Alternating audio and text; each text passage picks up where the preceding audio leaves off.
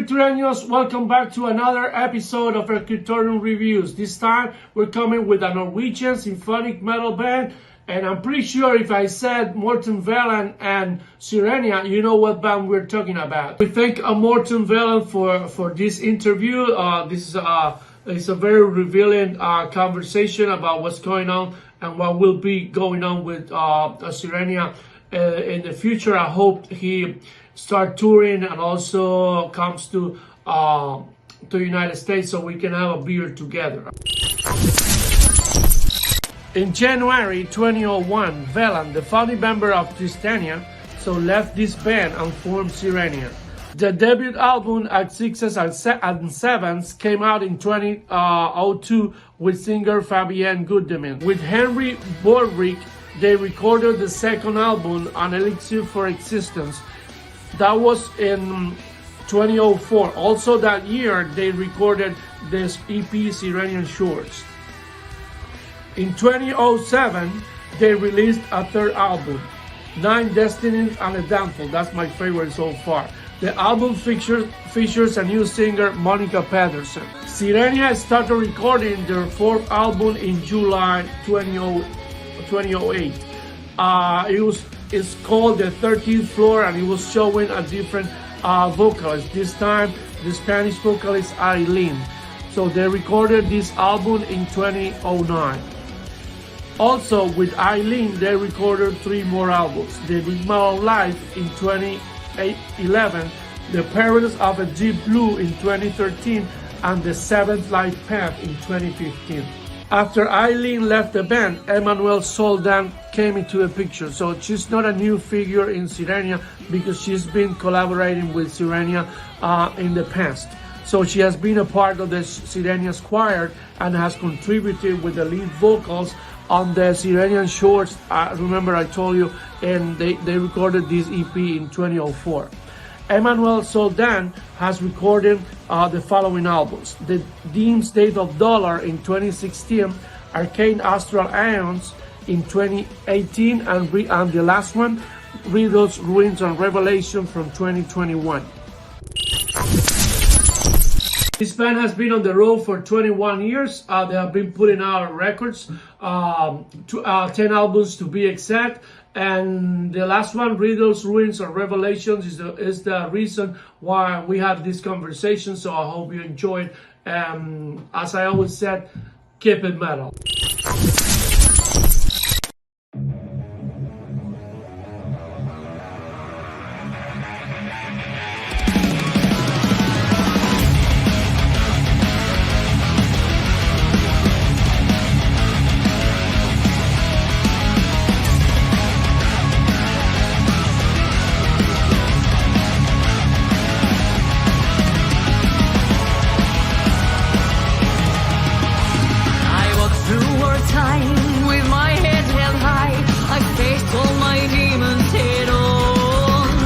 I faltered and failed, but always prevailed.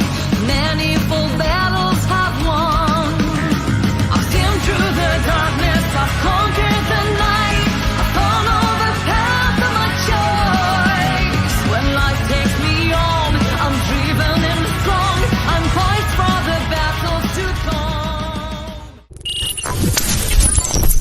And it's also good news that you have you released the new Sirenia's album, so you're gonna be busy with that.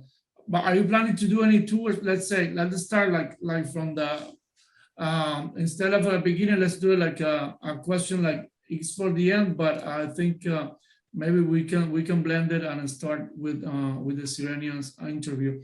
So the album is out. So do you have? Are you going to do any shows? You said this year? Yeah, I think it maybe 1 or 2 shows can pop up like on a bit short notice. But as it seems now, I think we are aiming to start doing shows again in January. So in Europe, for example, there is still some problems with the border crossings. In terms of quarantine and that kind of stuff. So it's it's still actually a little bit difficult to plan, bigger tours where you have to cross a lot of borders. You can easily come up or get some troubles with that for a tour.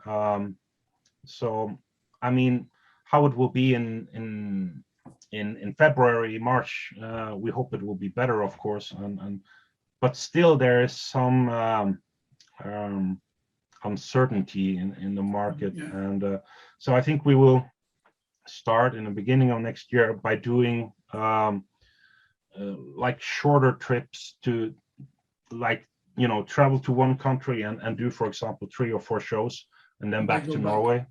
Yeah, and then we do another country, and I do a couple of shows there, and then back again, and then later, maybe in April, we plan to do like a long tour again, and probably we will start in Europe, and then we will start going, to other countries as well, as soon as they open up and things are looking good. I mean, in at least in North America also, it seems to be okay at the moment. A lot of bands have already started touring. Here we are 100% open. Yeah. And to big tours also. I mean, like I mean, the bands are getting together and we're getting like wonderful concerts in the States. And do you have the Sirenia's lineup ready to play a show, or you still need to recruit members? I read somehow that it was just you and Emmanuel. I mean, I don't know if you had the lineup ready to show. I mean, to go. No, Niels and our drummer Michael is on board too, of course. So the lineup is full, and we are pretty much ready to go on a short notice. We just need a few rehearsals together with the band, and then we are ready to go. So yeah, if something comes up this year, then I'm pretty sure we'll take it, because we're pretty much desperate, to start touring again. We've been missing it so much, and so yeah, if something comes up, we'll take it for sure, But as it seems right now, I think it's more realistic that we start playing again in January or February. Hey, let's talk about this famous song that you make, a cover, Voyage for Desireless. So who came out with this idea of do this version? So it's a great idea, bro. Yeah, it was my idea actually. It's it's an old song. I think it was released in 1985. In the 90s, yeah, back in the 90s. Yeah, 85, I think. 1985, I think, if I remember correctly. I was, just a kid at the time, but I remember the song was being played on the radio. It became, I think, #1 in Norway. And in this part of the world, there was a Mexican, disco band that made that songs very popular as well. In the 90s, it's called Vuela Vuela. For the Spanish version, it would be like Vuela Vuela. Yeah. Magneto is the band. Magneto, that's the name of the band. Yeah. Mexican band. Yeah. I mean, the song, I really love the song. When I heard it, I remember, just being a kid, when I heard it on the radio, I instantly loved it. And I think, there is something very melancholic, even though it's like a disco kind of song. There is something very melancholic about it, even with the lyrics. Although it's kind of about traveling, but there's something very melancholic about it, the whole song, that I really liked, and the song, it's, on the last years, we've been touring. I even been playing it a lot on the tour bus, as one of our party songs. And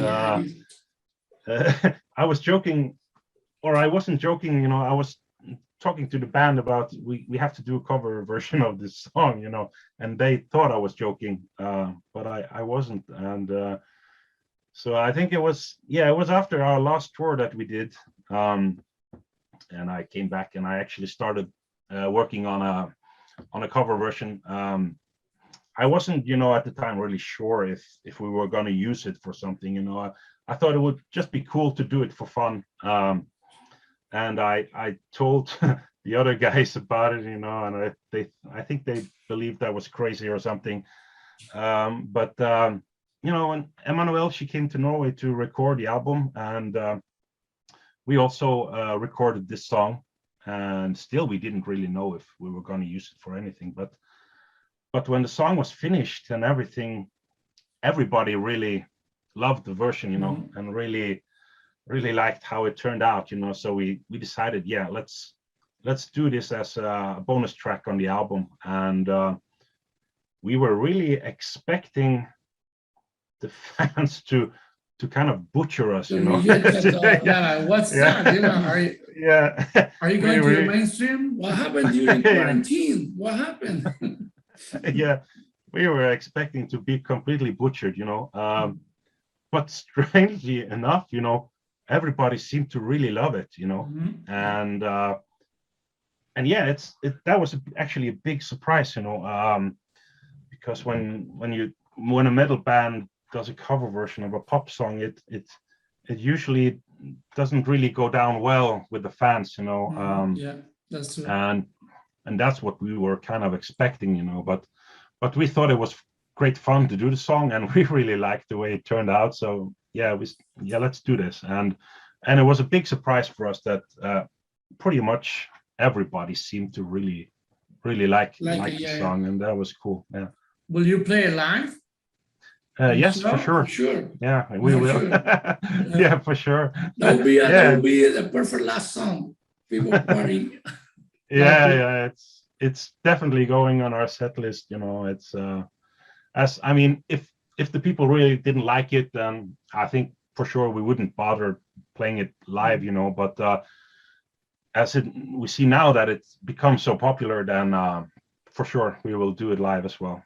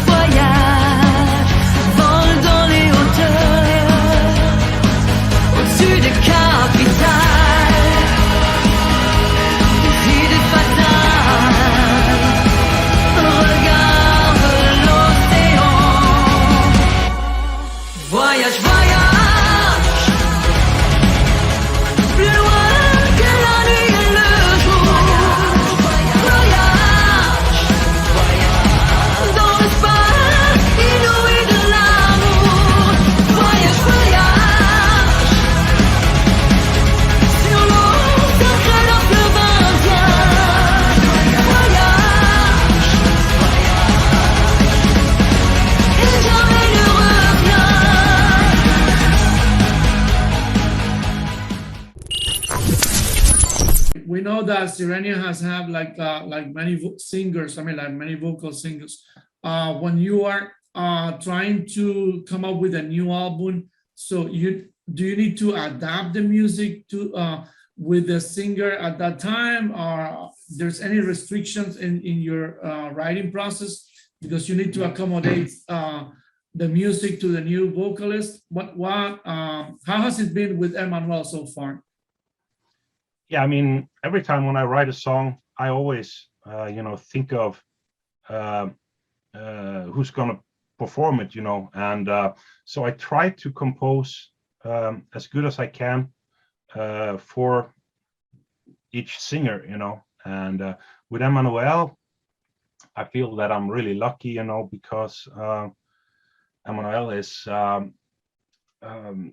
she's such a versatile singer. She can do pretty much everything, she does the classical stuff so well, and she can do the modern style Like kind of singing. you can go to rock like really really easy. Yeah, she can pretty much do all the styles, you know. So whatever I suggest to her, she's pretty much able to find just a beautiful way to do it. So I feel really lucky, you know. I can compose pretty much. She has a huge range too, you know. She's an alto soprano, but she can also go really high, you know, even higher than the you know, the alto soprano range, and she can go very low as well. And yeah, it's, for me as a songwriter, it's a great privilege working with a singer like Emmanuel, because I pretty much don't have any restrictions really. It's with everything I come up with, I know that Emmanuel, she's got my back, and she will make it sound really nice no matter what it is, you know. So She's really familiar with Sirenia, right? Yeah, I mean, me and Emmanuel, we have been working together since 2003.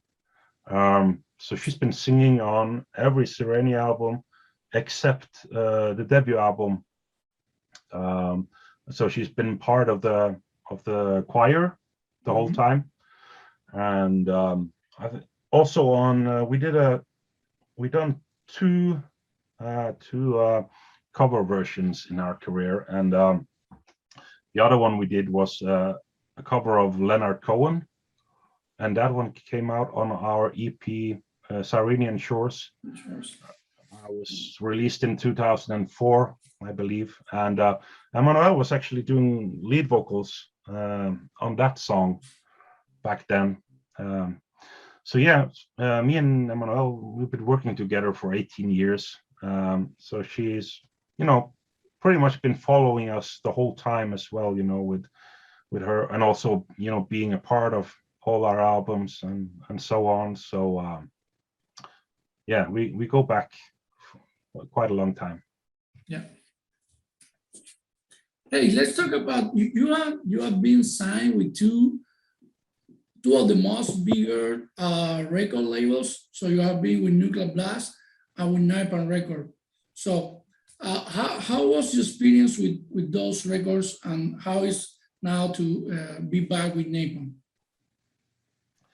Yeah, I have great experiences with both of the labels, and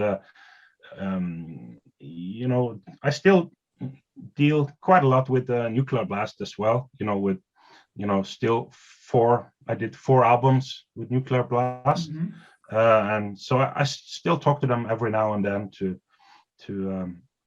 take care of some things and so on. And I'm working with Napalm Records, and it's yeah, I have a great relationship with both of the labels, and they are, yeah, both of them, you know, have just been growing so much lately, you know. So it's really big labels, you know, and really good at what they do.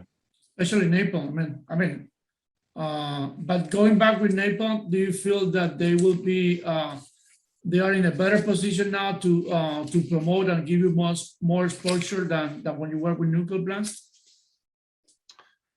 I mean, both of them are really great, really good. I think, you know, we did 4 albums with Nuclear Blast, and then we needed to sign a new deal. And at the moment, I felt that Napalm would be the label that would be willing to, you know, really go all the way. Priority, right? Yeah, to really give us really high priority and all that. And so at the moment, we were thinking that at that time Napalm would be the great choice for us, you know. So that's how we decided to go with Napalm. It wasn't that we were not disappointed with Nuclear Blast in any way. I think they did a great job for us, and but yeah, we just had to follow our stomachs, you know, with the feeling, and go with the label that we felt were really gonna be willing to do the best for Sirenia at the time. And this new album, I mean, was it written this year, or do you have it like you've been cooking this album for since the starting of the pandemic? Because the release is now 2021, but do you have it ready like years ago, or it's just something that came up this year? No, it was actually, the album was, I think, postponed like half a year due to the pandemics. Mm-hmm. I remember Emma was gonna come to Norway to start recording. It was just a few days after the pandemic really broke out here in Europe, and Norway was closing down the border just a few days before Emmanuel was supposed to fly into Norway to record vocals, and so we had to cancel her flight and postpone the recordings, and we booked new flights, and it was the same thing again and again, and so at the end it was postponed something like 6 months. So originally it should be released in 2020, the album. So you mentioned that there was like almost 2 years without playing, without touring and do concerts. So you guys are this kind of band that have a living for the music, or you guys have to make a living outside the music? How difficult was for Sirenia, to be, after the pandemic, when not tour or not, doing concerts? Yeah, it's been really difficult. I think the same for every band. With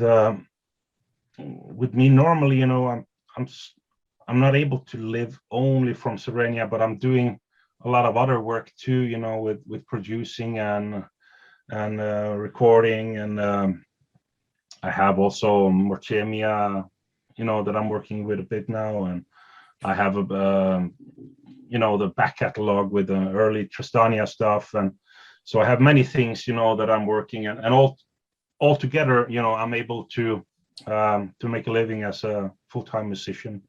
And Emmanuel, she has Sirenia, but she has also a great opera career in France, doing a lot of operas and stuff.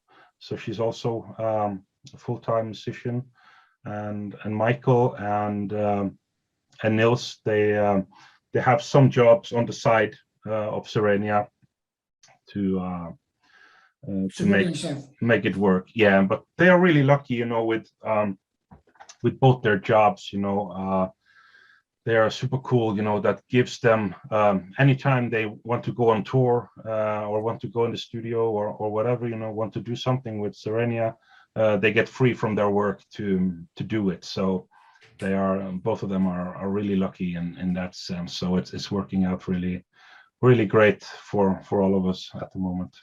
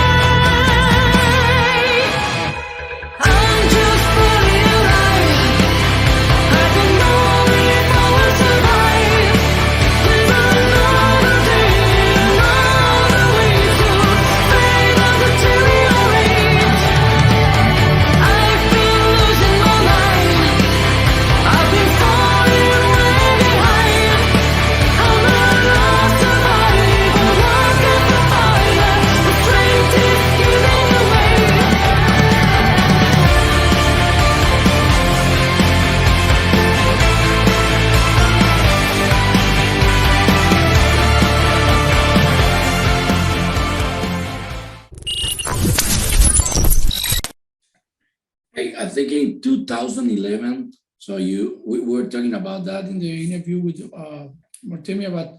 So you were mentioned that you did a Latin American tour for for many countries like Argentina, Colombia. So how was for you, like in comparison, the reaction of the crowd, in those countries, if you compare with the European crowd? Yeah, the Latin American crowds are, absolutely fantastic. They are really, really warm and really energetic.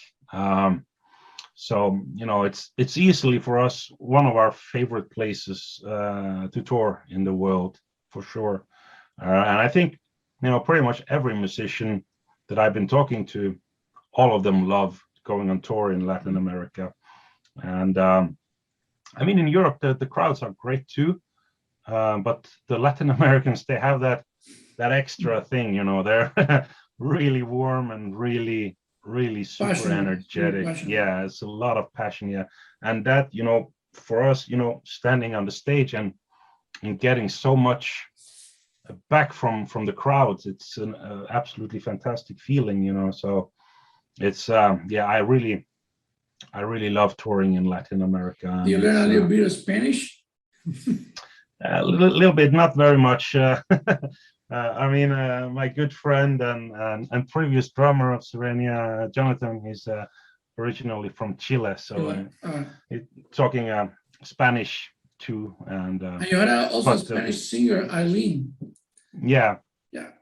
So a little bit of Spanish, but not much really. And I forgot I forgot most of it, what they were teaching me, but when people is talking Spanish, I can understand still a little bit, but I'm not very That's good great. at talking myself. Do you have any? I mean, you have 10 albums so far with Sirenia. I know it's hard to choose. It's like Sophie's choice. You don't want to choose. But what if I ask you, I don't know, like I have my two favorite Sirenia albums. I mean, I can just tell it right away. What about you? Do you have any favoritism for any album in particular, or albums that you want to share, or you listen to more?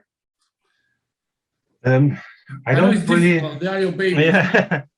Yeah, they kind of are. I don't, to be honest, I don't listen much to my own music. By the time when the album is finished, I've been working so much with the songs, that I kind of need a break, and You don't want to hear it, then. No, it's pretty much not, and then I start going on tour, and then I need to practice a bit and a lot. So if I would also sit down and listen to it in addition, I think it would maybe become too much. But with us talking about favorite albums, it's always easy for me to answer that the last one, is my favorite. I mean, the last album, will always be the album that kind of represents me most musically, at the time, yeah. So, I mean, every album, it shows where I was at musically at each given time, at each year. But I mean, even the first album, it's that was the debut album, the first one, and it's very special album to me. It was the beginning of something new. Mm-hmm. So I mean, that album too, will always be very special to me, and it has a lot of nostalgia, and if I listen to some of those songs, there's a lot of good memories coming back from that time, because it was a very, very exciting time. With a new band and everything. And after I was lucky enough to have quite a lot of success with Tristania, and, beginning a new band, it was, there was never any guarantee that it would go well. It was going to be as successful as Tristania. Yeah, I really had no idea about that. It could just be that one album, and then the label would tell me, what, this isn't working out really good, so thanks and bye, I couldn't really know, but I really believed in it. I thought that it's, that the album was a good album, and it was something original, a bit different from what everyone else was doing. And so yeah, here we are 10 albums later. So it's I feel really privileged and happy, to have gotten this far. But yeah, I've been really, dedicating myself, 100% the whole way, and always working really hard. I've been lucky enough, to have so many great musicians working with me over the years as well. So there's many reasons that this became as well as it has been. Hey, let's stay a little bit in the nostalgia. So I read that you buy your first guitar when you was 15, and back in the day you was listening to Guns N' Roses' Appetite for Destruction. Yeah. Let's talk about those times. Yeah, that's true. Back then, I was a huge Guns N' Roses fan, and I really enjoyed Slash's guitar work. Guitar. Yeah, it's very melodic stuff.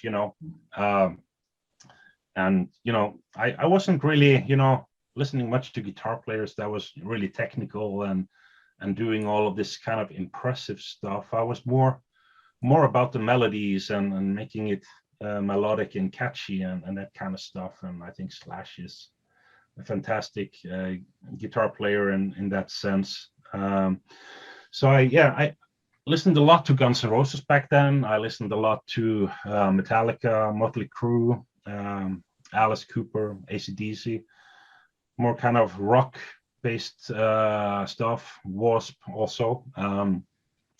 And so, I bought the guitar, I remember, and I was pretty much practicing for like 15 hours every day for 3 months, I believe. And then I started a band together with the original drummer from Tristania.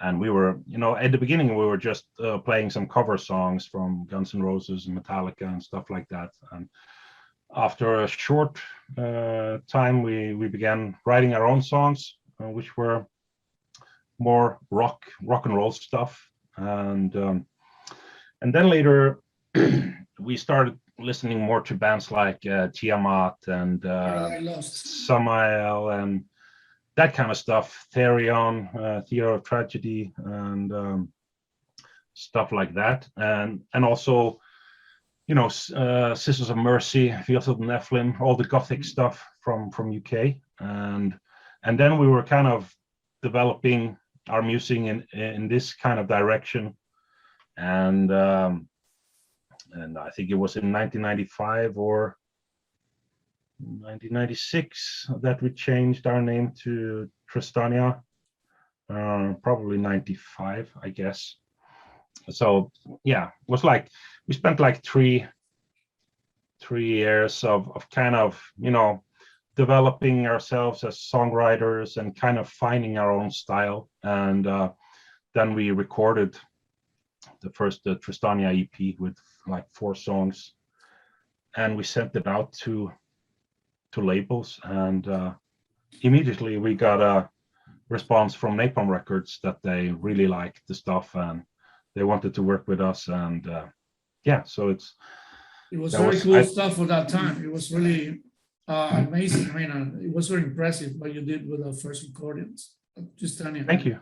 Yeah. Thank you very much. Yeah, actually, when I listen to it now, I kind of feel very impressed too, because we were really young at the time, in 95, I believe I was 17 or 18 years, and we were writing those songs and recording it, and so yeah, because I was only, I only played guitar for not even 3 years, I think, since I picked up the guitar and learned the first chords, and after we composed all that stuff. So but I think it kind of shows how extremely hard we were working from the very beginning, you know. And That's as true. I mentioned, I was, you know, practicing for 14, 15 hours every day, you know.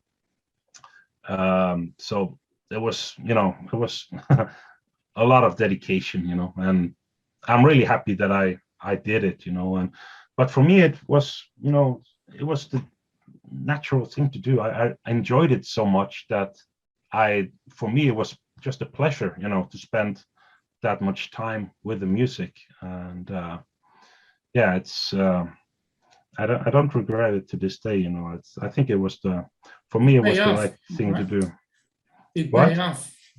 Yeah, it paid off, you know. And so until now, you know, I've been able to keep spending most of my time with doing what I really love, which is to make music and go touring and all that kind of stuff. So I feel really, really privileged to be able to do that still after so many years. That's cool, man. Really cool. Okay, we just wrapping up right now, yeah, for the final question. Okay. First let me thank you. I know you're being very busy and I mean working with Sirenia and the projects and what's coming next. And I really appreciate your time. I mean, like for this interview. And we will also want to know what about coming to America on a tour? You're saying that you have something for next year, but I don't know if America, I mean, or North America is on that list. Yeah, I think right now I'm not 100% sure how it's going to look for next year, but I believe that we will start in Europe in the springtime, and then probably do festivals for the summer, and so maybe in autumn or something like that, that we are able to come back to North America. And yeah, from there we just have to see. Right now I don't know so much. I spoke to the management like I think two weeks ago, and they gave me like a briefing of what the plan was for next year, and that, you know, markets are starting to open up and that they will start putting things together. So I believe in a few weeks that I will have more information about what next year will look like. But yeah, next year is definitely going to be a good year again, I feel, you know. We hope so, yeah. Yeah, you really, you know, and I think that, you know, North America will be one of the first places that we will come touring, you know. So we've been doing two runs over there, you know, right before the close down. So can't remember if we played in Houston. You play, but we played in Texas, I know for sure. I don't remember like seeing any flyer or like you play here in Houston. I mean, we were living some time in Miami, and then we came back to Houston. Okay, yeah, I remember we were in Texas for sure, but I can't remember which city we played. Probably Dallas or Dallas or Austin or. Yeah, I think we played in Dallas and maybe in Austin too, I believe. Maybe it was on each of the cities in different tours, but I believe we played in both Dallas and Austin. Yeah. But for sure, if next year you don't come to Houston, so we will go to Dallas or Austin, no worries. So we really want to see Sirenia live. Yeah, I'm glad to hear that. So you just have to send me an email, you know, and I will make sure to put you guys on the guest list. It will be my honor. And that will happen. I mean, if because I know that sometimes there are no shows here in Houston, and the bands they go and play in Austin or Dallas, like you said.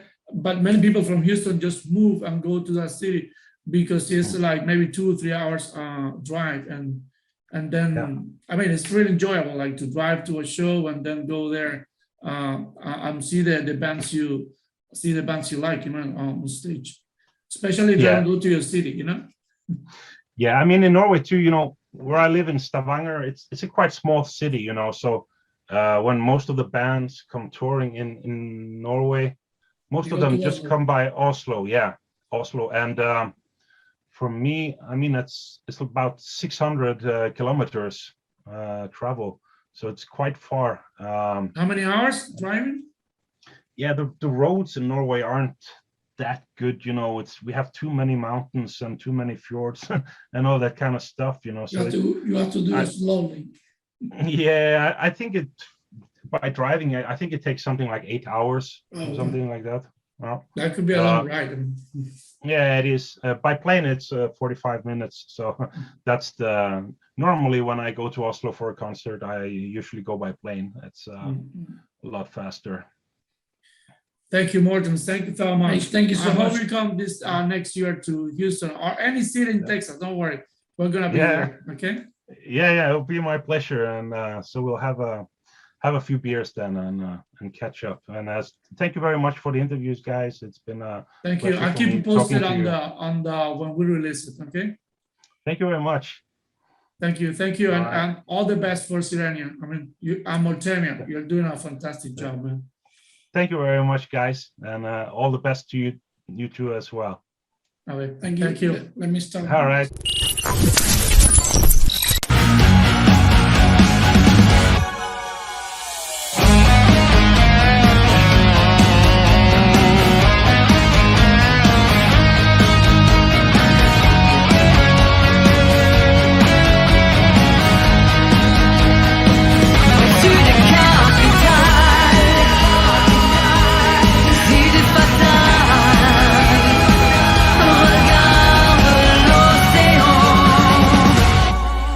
Voyage, voyage, plus loin que la nuit et le jour. Voyage, dans l'espace inouï de l'amour. Voyage, voyage, sur l'eau sacrée d'un fleuve indien. Voyage, et jamais ne reviens.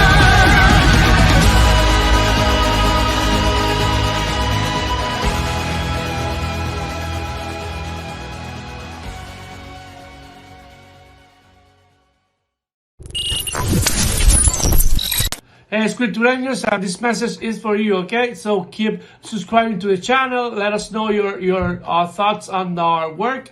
So, and also, as I said, keep it metal and horns up and keep it metal, okay?